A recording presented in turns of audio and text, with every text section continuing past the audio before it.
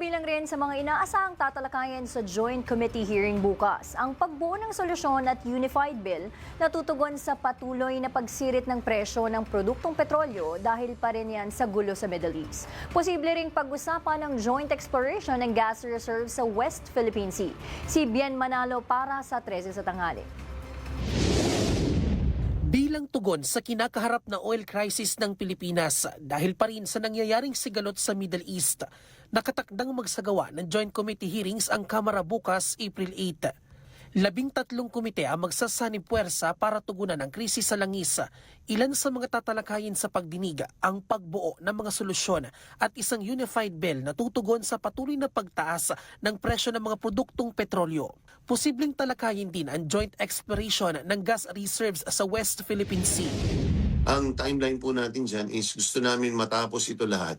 Gusto ni Speaker na ready na at sana pati ang Senado na bago mag-break kami ng Sine Day, which is the first week of June. So in time for the opening or even during that break bago mag-SONA, empowered na executive para meron na silang mga armas para labanan itong lumalalang sitwasyon pa sa pagtaas ng presyo ng langis. Pangungunahan naman ni Marikina 2nd District Representative at Ways and Means Chairperson Amiro Kimbo ang pagbuo ng Bayanihan 3 Bill. Bukod sa pamamahagi ng ayuda, tutuon din ang panukala sa pagbuo ng long-term structural reforms.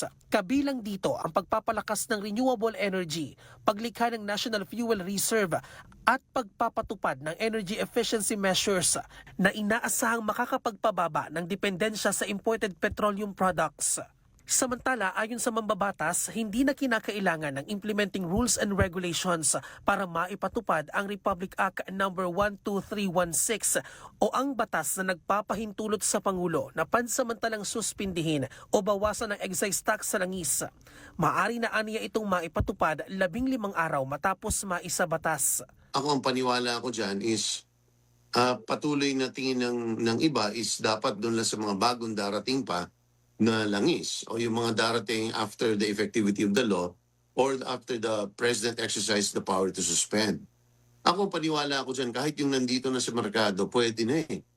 Pwede na siyang alisan ng excise tax. Para sa totoong balita sa Bagong Pilipinas, Bien Manalo para sa 13 tanghali ng Congress TV.